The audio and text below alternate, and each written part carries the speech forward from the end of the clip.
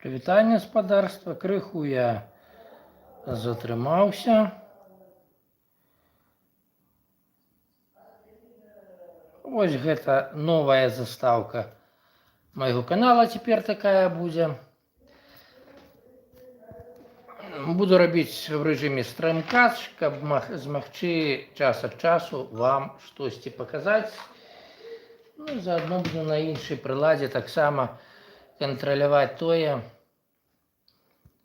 што і як у мяне адбываецца в чаце. Зараз запушчусь, падчакайце хвілін. Парачку, я спадзяюсь, нават не парачку хвілін, а максімум хвіліну. Так, тут адключу гук, каб нічога не крычала.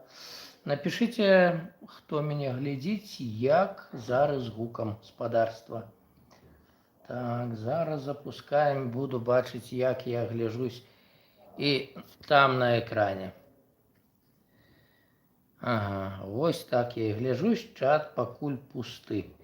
Колькі людзей мяне, акрамя яшчэ аднаго мяне самого глядзіць, ну, на дадзены момант нікога. Значыць, не вельмі страшна, што я спазніўся. Ведаеце, думаў я выказвацца ці не выказвацца мне на тэмы, якія тычацца апошніх падзей вакол Беларусі. Здаецца, выказалась дофіга народу, все ўсё расклалі, але, як я зразумеў, некаторыя людзі ўспрымаюць не зусім адэкватна то, што адбываецца, напрыклад, з пабудовай мастоў. Так, тут у мяне крышачку глючыць, і па гэтаму я раскладу то, як я бачу, і ультыматум Зеленскага з рэтрансляторамі, і крыкі аб тым, што зноў з Беларусі напад будзе, і многа іншага. Ну, па-першае, кота я оставлю, я думаю, гэта лепшы варыянт, хаця можна, дарэчы, паспрабаваць выйти з кота і ўключыць камеру, паглядзець. Заадно праведу эксперымент. Магчыма, так мяне будзе бачна не толькі ў куту, а і па-нармальнаму. Зараз зробім эксперымент. Камеру. Ой, это ложек моего соседа, пробачьте за такі косяк. Нават бачна пакуль мяне. Блин, ну да, сосед цяпер расеец, і вось так ён жыве. Ну, это выпадкова. Стрымкаст цікавая штука, можна і себе паказваць, і не толькі себе. Итак, тэмы будзе асноўных 3 наконт таго, як і што было вакол Беларусі. Па-першае, крыкі наконт мастоў, і па-другое, удары па аўтобусах, і трэці ультыматум Зеленскага. Ну, пачнем з таго, што самы прасцей. Так, в чаце пуста. Дарэчы, калі раптам хто чуе, якія, 6 гледачоў. Калі раптам хто чуе пастроеныя шумы, то просто ведаеце, так як я в тым пакоі, дзе жыву, раблю стрым не в студыі, то з аднаго боку, вот там ззаду кухня, і зараз вовсю ідзе гатоўка ў людзей. Тут куча самых розных нацыянальнасцей людзей жыве. А вось там, под бокам, вельмі ажыўлёная вуліца, якая выходзіць на цэнтральны праспект Гая в Ереване. По гэтаму шумоў можа быць дафігішча. Дарэчы, напішыце хто-небудзь, ці рэальна чутно, як тарабаняць людзі на кухні. Бо мне вельмі цікава заўжды. Мой мікрафон ловіць гэтыя гукі, альбо не ловіць. Ну, і з вами я, Зух Зміцер.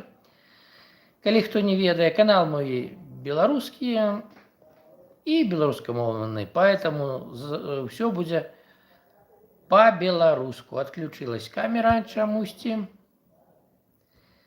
Значыць, ідзем далей на стрым. Ну, зараз камеру зноў включу, і мяне будзе зноў бачна. О, зноў я, як што. Любы, хто зашоў на мой канал, згодны, што жыве Беларусь, слава Украіне і Сакартвела гаўмарджос. Итак, самая першая тэма, пра якую я хацеў абмеркаваць, гэта паездкі беларусаў в Россию і другі удар по чарговаму аўтобусу з беларусамі. Ой, а чаму ж так едуць беларусы-то в Россию і праз Россию? З одного боку, так, є людзі, якія не сочаць за навінамі, неадекватно ўспрымаюць сітуацыю і па гэтаму едуць кудысьці на морачка, на юг России. Ну, гэта складана сказаць па-беларуску, таму што гэтыя людзі часцей за ўсё будуць гаварыць явна па-руску. Слова «поўдзень» для іх ненатуральна. І людзі не ў курсе, што там робіцца і што там зараз. Адпачынак можа быць толькі ў стыле экстрыма і постапакаліпсіса. Ну, такіх людзей, я баюсь, уже к медыа не прыцягнеш, і па гэтай простай прычыне яны як не ведалі, так і не даведаюцца роўна да тых пор, пакуль самі не ўткнуцца носам у тым, што і як адбываецца. Але ж є і іншая катэгорыя людзей. Вельмі шмат турыстычных агенцый возіць людзей на адпачынак праз тэрыторыю России аўтобусамі Сакартвела. Людзі, ў прынцыпе, не збіраюцца адпачываць в России, збіраюцца адпачываць там, дзе ціха, спакойна і рэальна ўсё класна. Зноў атрубілась камера. Але пытанне-то ў тым, што ехаць такім людзям все одно прыходзіцца некалькі дзён, 3-4 дні праз тэрыторыю России. І людзям альбо хтосьці проста гатоў рызыкаваць, нягледзячы ні на што, альбо хтосьці не мае іншага варыянта. Можна, конечно, сказаць, давайте з самалётам. Гэта, конечно, нашмат бяспечнейшы варыянт, але трэба прызнаць, ён падыходзіць не для ўсіх, не толькі з пункту гледжання грашовых пытанняў.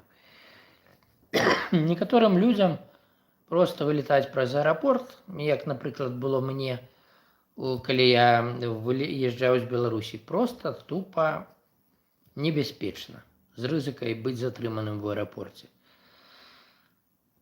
І такія людзі все адно будуць ехаць. Чаму людзей везуць у том накірунку хтосьці на аўтобусах?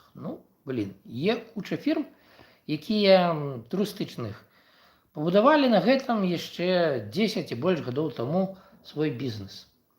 Яны закупіліся аўтобусамі, панаймалі людзей. Дарэчы, аўтобусы, наколькі я бачу, таму што я бачыў багата рэйсаў, якія прыязджалі ў Батумі, то людзей сустракаў, каму штосьці паказаць, то якія-небудзь перадачкі забіраў.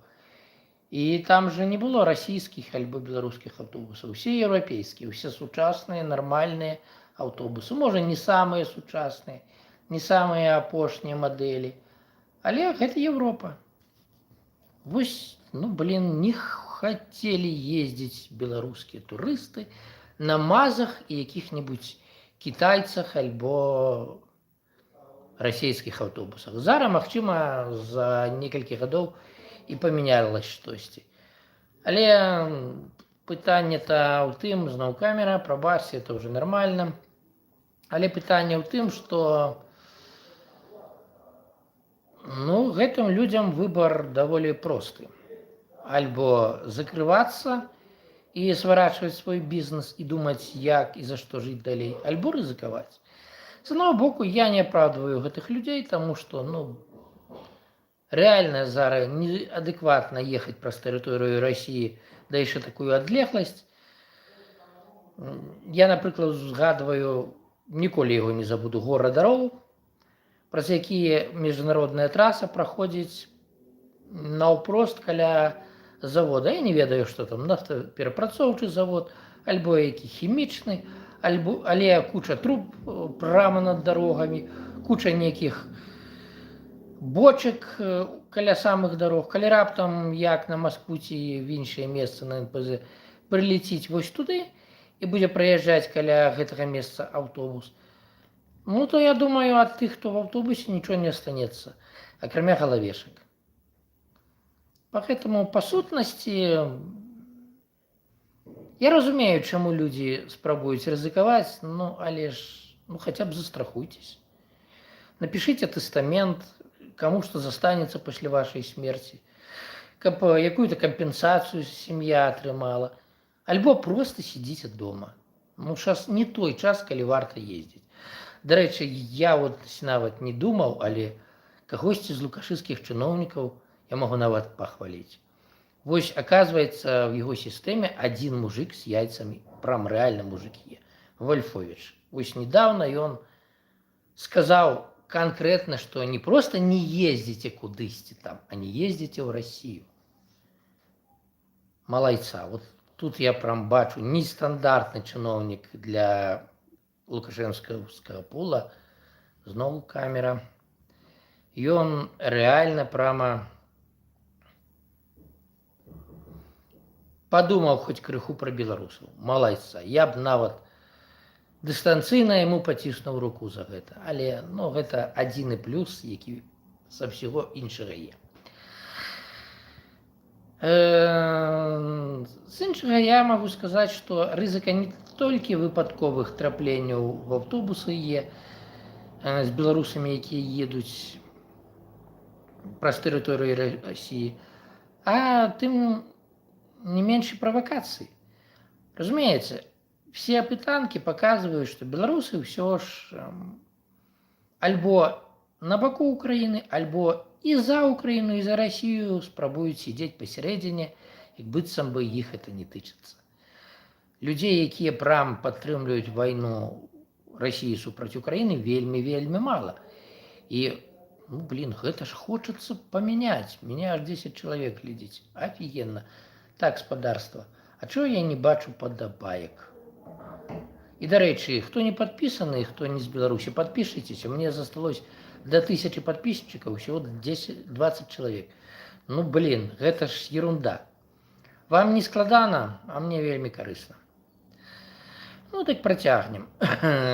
Провокации амаль упэўнены, что и с другим автобусом. Гэта шанец найбольшы, что было з боку России. Чаму? Таму, што трэба беларусаў настроіць, па-першае, супраць украінцаў, ну, расейцам трэба. Ці трэба это сістэме Лукашэнкі зараз, тут уже больш складана. Раней трэба было, ці трэба это зараз, не готов адказаць. А вот расейцам трэба. Гэта карысна з несколькіх пунктаў. Па-першае, беларусы больш ахвотна тады будуць працаваць эканамічна на падтрымку России и яе войны. А по-другое, вось тут адна з асноўных рызык, якія я бачу, пра якія чамусьці вельмі мала хто гаворыць, але калі гаворыць, што можа Беларусь уступіць у вайну супраць Украіны сваімі войскамі, знову напад з тэрыторыі Беларусі, а я бачу найбольшую рызыку не ў гэтым. Па-першае, акрамя некаторых частак спецпадраздзяленняў, насамрэч слаба падрыхтаваная беларуская армія, плюс яна нешматлікая, плюс складаны рэльеф памежжы паміж Беларусю і Украінай.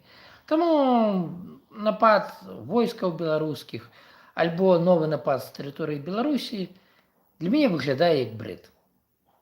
Рэальна. Ну, уже ж залезли один раз, атрымалі по галаве. Хай не беларусы, а расейцы з нашай тэрыторыі.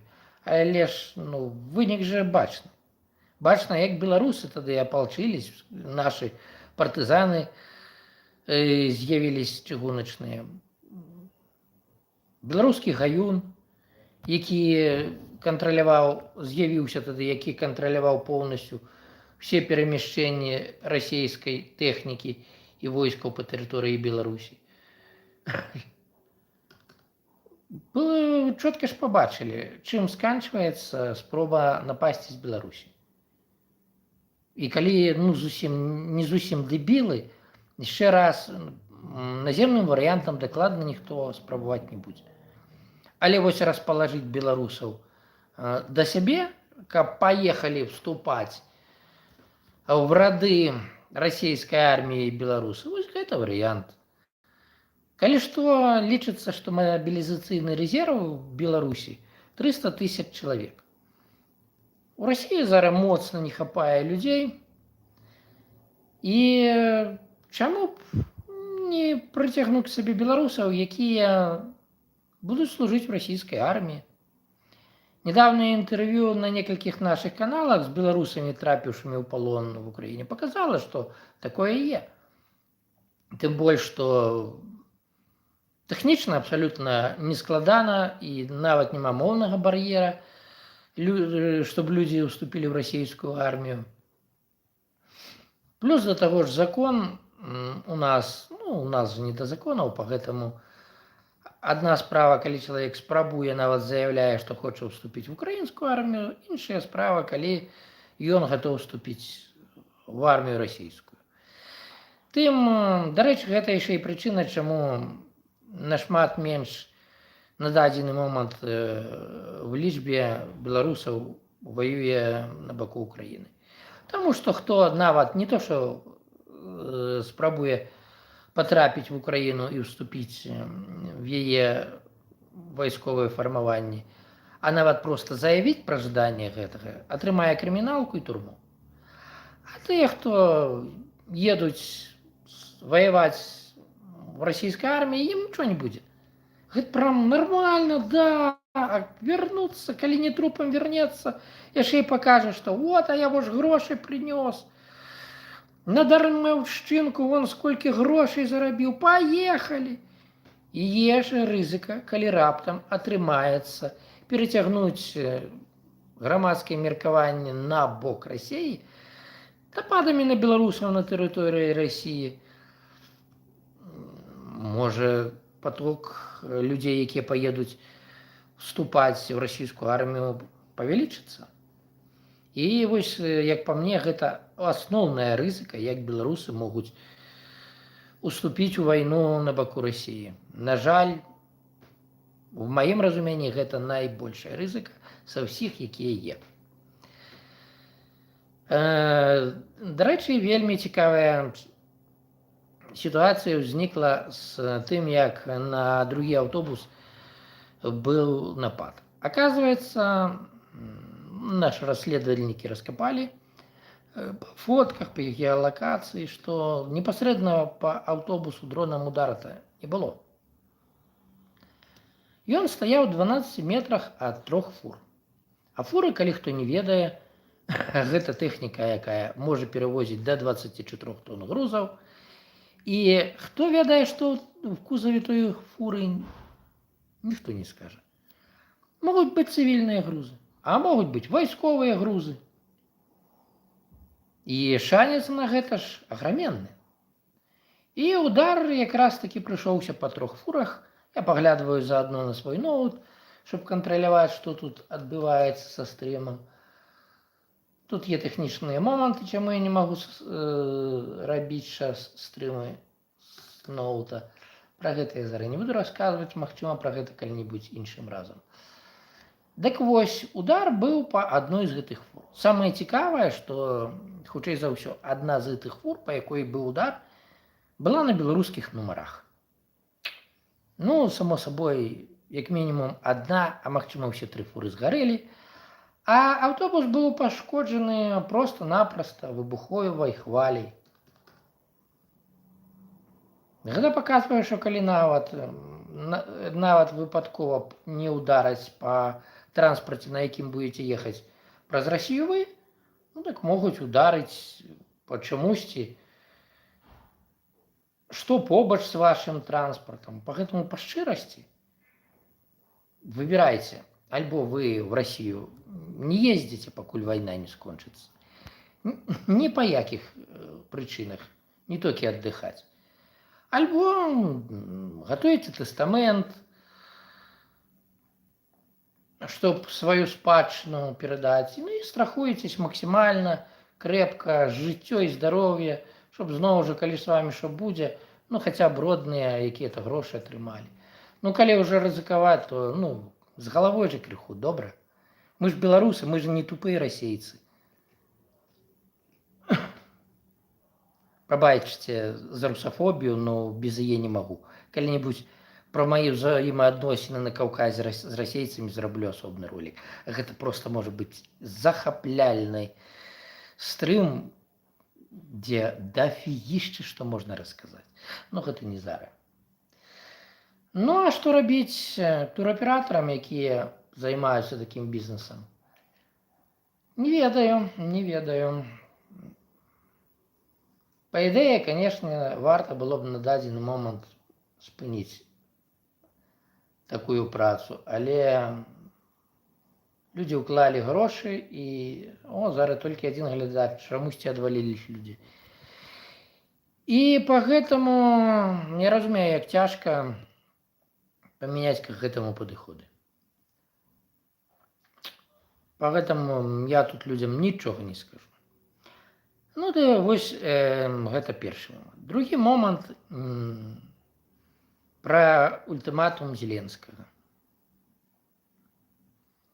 Ведаеце,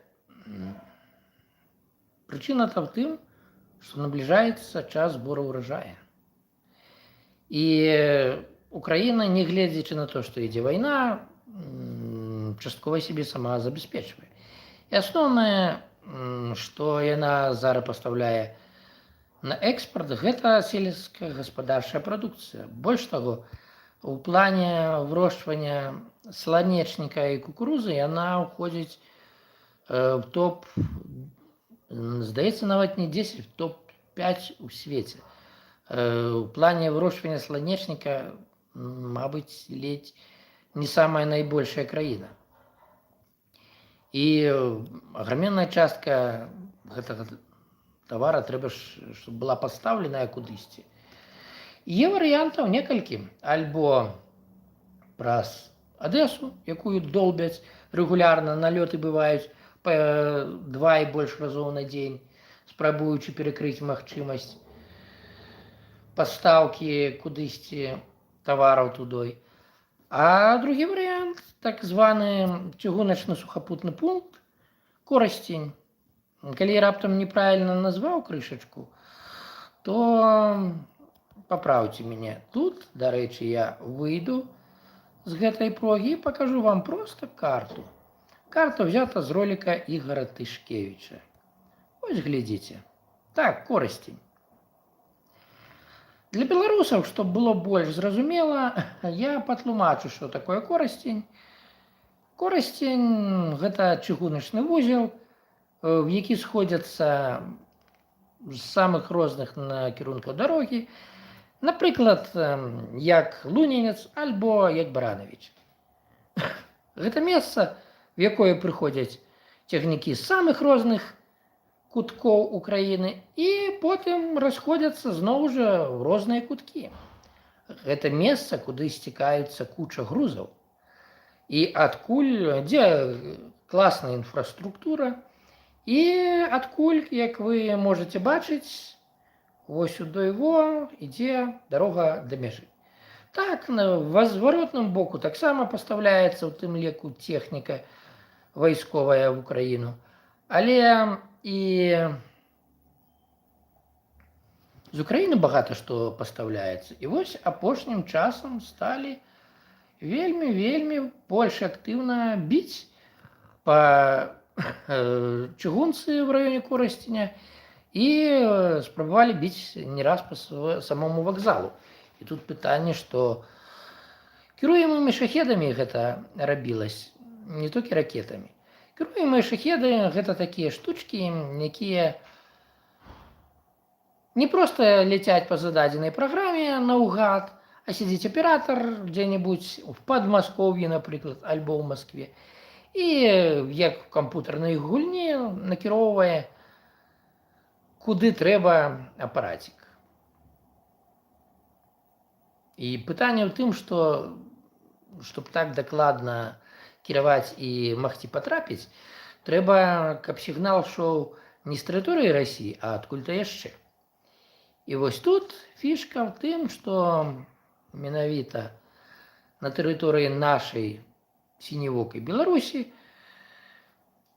добра альбо падвесіць, які будзе круціцца каля мяжы, дрон, які будзе ретранслировать сігнал, паступаючы праз разнастайныя точкі, праз разнастайныя кропкі в Расіі да яго і потым перадаваць на шахеды, якія ляцяць на свае мэты, на корасці.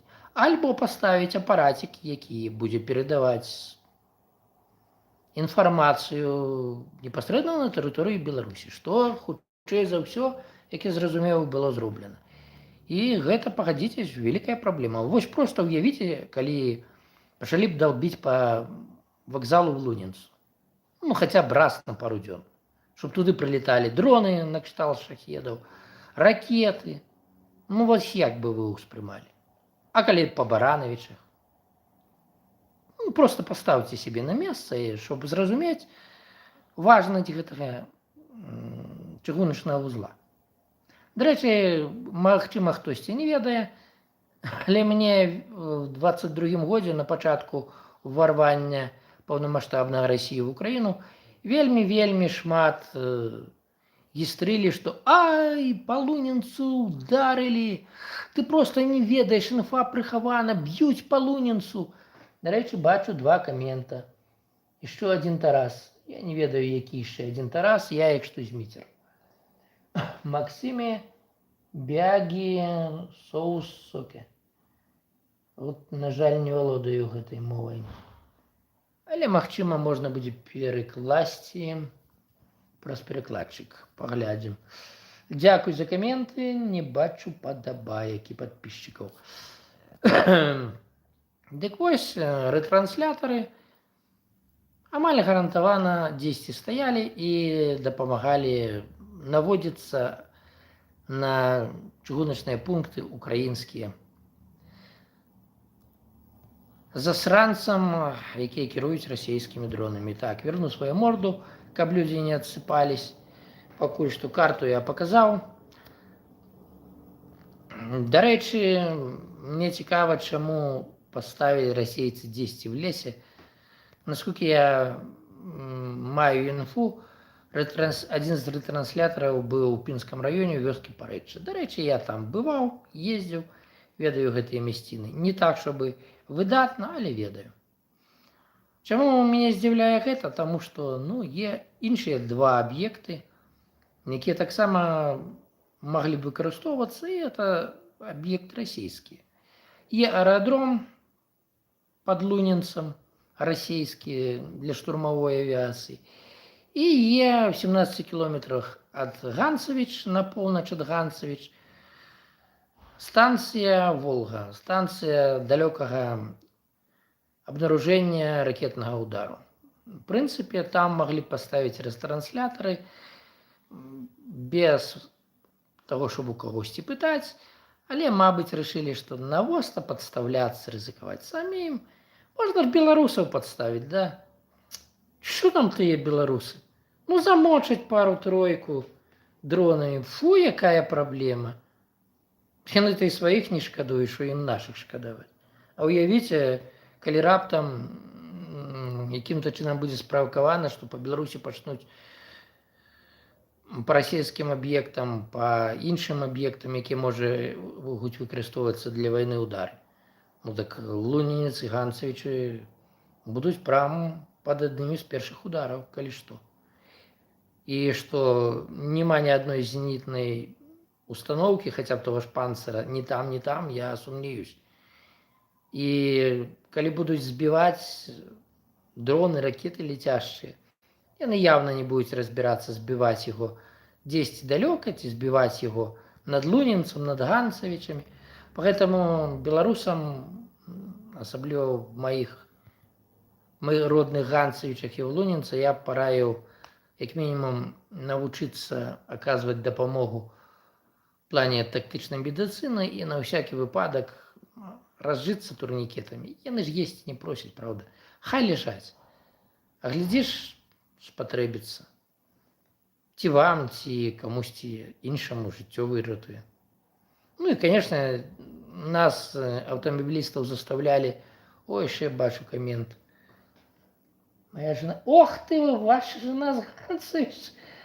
Вось гэта офигенно. Гэта цікава.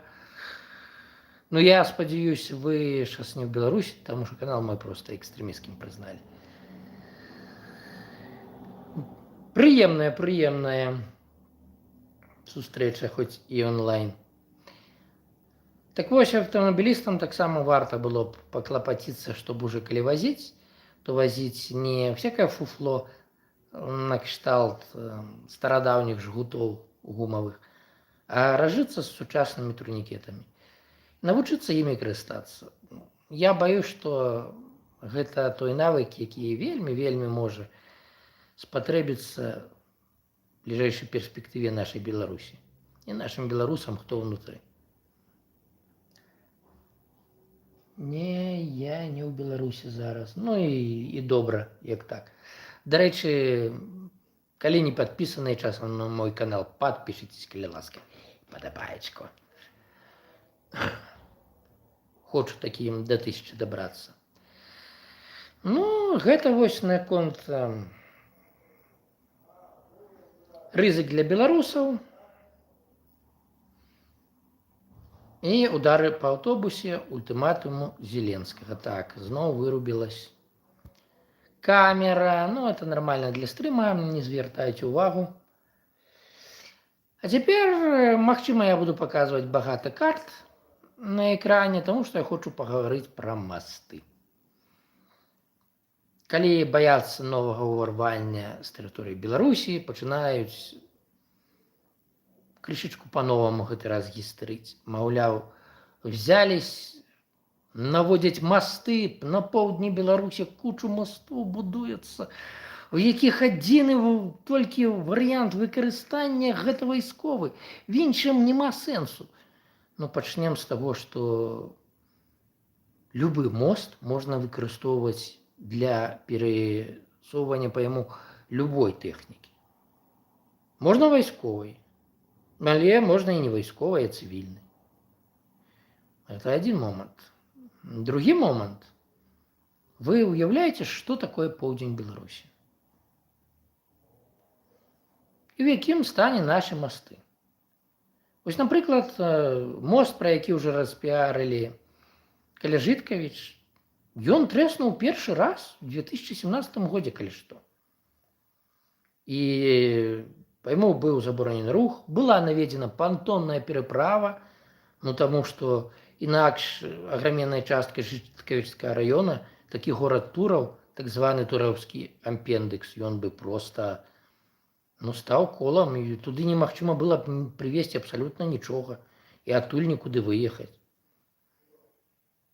І вось гэты мост, ён, дарэчы, будаваўся кепска, некалькі разоў перакрываўся, па гэтаму дзіўна, што яго дагэтуль не дабудавалі.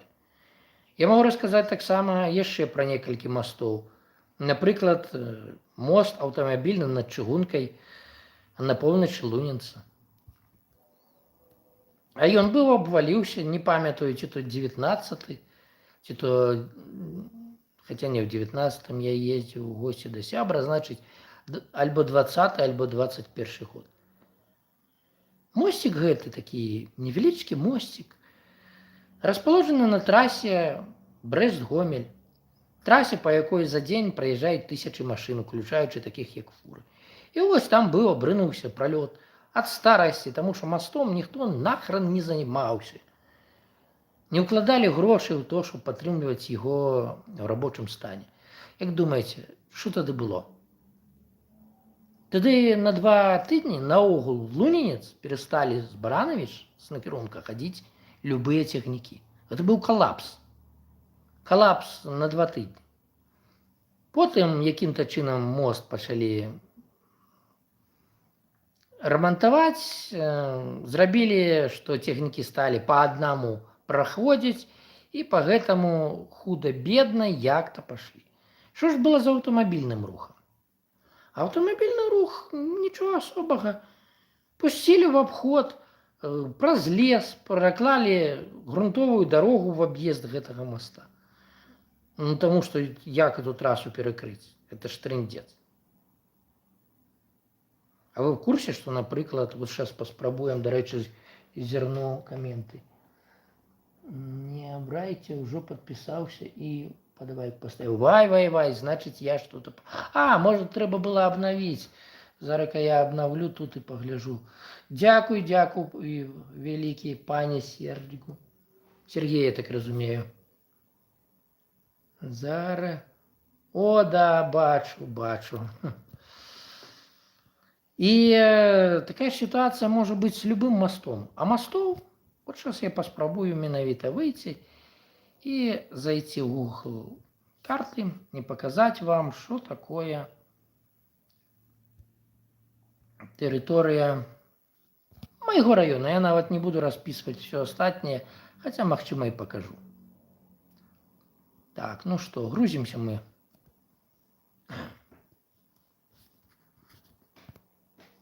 Так, вось мои родные Ганцевичи.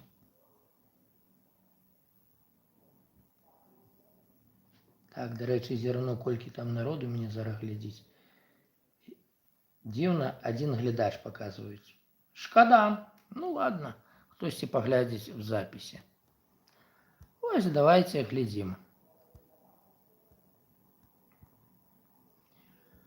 Вось гэта, калі што, полоска каля, вот где Беларусь нефть написана, и он такая блакитная полоска. Гэта река Цна. Каля яе так званы гарадскі пляж, к якому ідзе, тут яно не показано, ответвление от реки Цны. Шлюз напаўняе гэта штучнае возера. І тут знаходзіцца мостик, які, калі раптам з ім штосьці здарыцца, то вот, глядзіце, выехаць з Ганцевічу на кірунку Баранович стане просто немагчыма. Тупик. І, канешне, вон праз Любашева вверх ідзе такая шэренькая полоска, гэта дарога грунтовая, яна ідзе до перакрыжавання з трасай, але там таксама дофігішча мостоў праз меліяратыўныя каналы, і калі раптам хоць адзін з іх лясне, ну все, выезд перакрыты. Ідзем цяпер в іншым накірунку. Ось сюды. Зараз мы нойдзем некалі, гэта ў бок Лунінца, калі што. О, зараз я покажу, бачце? Во, Ганцевичи, Лунинец. Тут карта не показывает всего. С самого города можно выехать. Вёска Полонь. И вот здесь, тут сейчас мы найдем слово Выдрынка. Это не широкая речка, якую нават не показываем, як речку. Ну где ж, о, Выдрынка, слово Выдрынка. Бачите, я спадзяюсь, зелененькая. Тут так само мост. Яна не широкая, метра 3 всего речка. Але в впадине спускается на несколько метров вниз, потом поднимается зноў вверх. Вот тут, где червоное П-13, в этом вось месте, так само мост. А теперь уявите, калі раптам штосьці здарыцца вось з гэтым мостом. И вось з гэтым мостом. Вось тут теперь бачно, калі зменшыў. А, вось з гэтым мостом я забыл, да, калі объехать по окружной дороге, то вось тут же таксама Цна. И таксама мост. Это значит, зноў жа будет тупик. Значит, что просто выехать с города о 2 накірунка, 3 моста, довольно крупных. Их это Не самый водный мой район. Перекрыта будзе на полночь на полдень дорога. Можно, конечно, поехать вот сюда вось в район Пинска, але тут не показано. Тут є шэраг рэчак, напрыклад, рэчка Бобрык. І таксама прыкіньце, дафіга мастоў. Не поверите, мостов дофига. Мосты идут праз меліяратыўныя каналы, праз рэкі. Ну, сейчас мы дойдем до города Луніц, до рэчы, вось аэродром. Калі што, не показано, что это аэродром вайсковы, а ён такі вайсковы. А теперь паспрабуем знайсці гарадок Столін.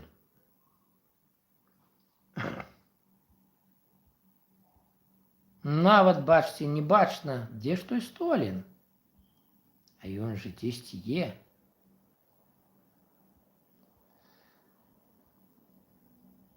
Пінск, Столін, ты дзе? Чаму я тебе не бачу? Нават прикольна. Карта. Ён же не такі маленькі. Рэальнасць тым, што паміж Столінскім раёнам і Лунецкім тут едзе-то дорога, дзе ж яно? Прикольна. А вось, дарэчы, і Тураў, пра які я гаварыў. І каля яго цячэ река. Як што? Якая река? Припяць. Гэта ўжо зусім не маленькая рэчка. Яшчэ да нядаўняга часу, каб патрапіць у Столін, з Лунінца даводзілась альбо рабіць круг праз Пінск, альбо Жыткавічы. О, паглядзіце, ось вам. Так, сейчас згадаем, где тут Лунінец, Мікашевічы, так, Лунінец. А вось дварэц, значыць, вось Лунінец, значыць, альбо круг вось сюдой. А, ну да, вось сюдой і ад Жыткавіч в бок. Гэта 180 километров. Альбо праз Пінск 125 километров. І гэта толькі асноўныя масты. А вось, дарэчы, і Столін.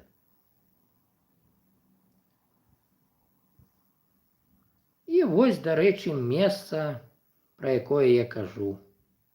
Ось тут. Блізка ля чырвонага значка. Тут уже праз Гарынь. Да, там две даволі крупных рекі, Припять і Гарынь, знаходзяцца. І гэта все масты. І калі раптам гэты масты абрынуцца, то в эканамічным плане поўдзень Беларусі будзе просто паралізаваны. Масты для поўдня Беларусі, ось, дарэчы, таксама рэчачка нехилая, которая Припять. Мосты для Беларуси это не войсковая какая-нибудь чисто войсковая штука, не забавка. Что-то я прям заглядеўся на родные месцы, гартаю. Капец, давно я не глядел тут. Нават крышечку ностальгія прыйшла. Ну ладно, гэта так, не для стрыма ностальгія. Дык вось масты гэта важная, вельмі важная частка жыццядзейнасці.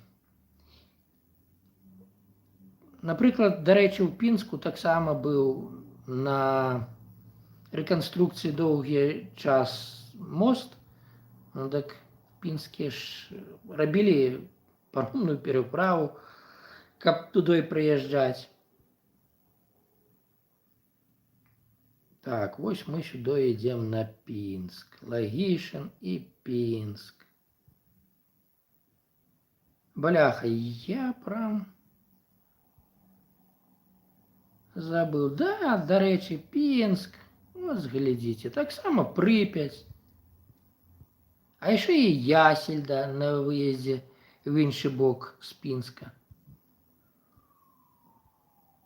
Не будзе масту, будзе параліч, не будзе жыцця на поўдні Беларусі. Поэтому люди, якія крычаць про то, что вырублю я это, про то, что мосты на поўдні Беларусі патрэбныя толькі з вайсковай мэтай, яны, ну я не веру, што яны не вельмі разумныя, тому что люди того ўзроўня, якія про это гавораць, не могуць не разумець, что любы абсолютно мост ён можа выкарыстоўвацца ў двух накірунках. Але яны могуць быць не ў кантэксце поўдня Беларусі і не разумець, что кроме вот таких крупных мостов у нас же мелиоративных каналов хренова куча. Вось калі паглядзець, калі ехаць з Ганцевіча на Лунінец, за выдранкай далей, после, ну, асабліва нават пасля Люсіна, у бок Лунінца, Малькавіч, там же дорога праходзіць праз кучу меліоратыўных каналаў. Гэта малюсенькія мосцікі, якія на карце ні на адной вы хутчэй за ўсё не знойдзеце, кроме самой крупной. Але любы такі мост, калі з ім нешта здарыцца, гэта все, гэта параліч. Яго ж не аб'едзеш. І калі каля Лунінца мост можна было аб'ехаць, таму што там даволі сухое месца, то, напрыклад, каля Малькавіч не, таму што там балота. Як там будзе пракладаць аб'ездны шлях? Ну, засыпаць кучу песка, гравія, трамбаваць.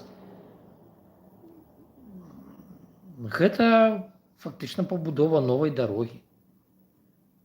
Поэтому людзі просто уводзяць в зман. І вось не люблю я гэтых гістэрык. Будьце рэалістамі. А то, што масты взялі будавацца прамзары, я падазрыю, што, па-першае, гэта толькі зараз заўважылі, таму што стала выгадна на гэта звярнуць увагу.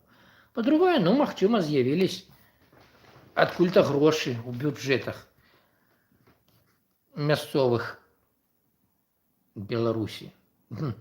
Магчыма, за заработку на вайне, пастаўку всякой разной ерунды в Россию для падтрымкі яе вайны, з'явились грошы, якія прям решили накіраваць і в такое месца, тому что с тым же мостом в Жыткавічах, ну там же вельмі вялікае незадавальненне людзей было.